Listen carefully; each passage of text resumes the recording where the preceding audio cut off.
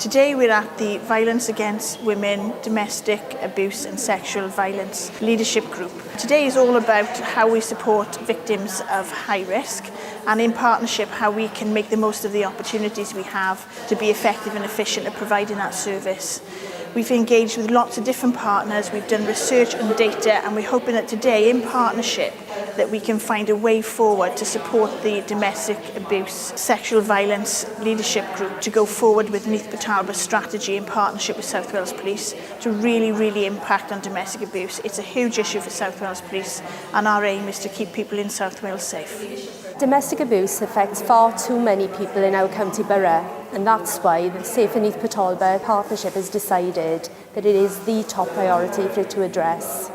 Because we've made it a priority, we've been in a good position to respond to the Welsh Government's leadership and the new act that they've created to make sure that far fewer people in our communities are affected by domestic abuse as we go forward. Today is an important part of our partnership where we're starting to talk about the support we provide to people who are at high risk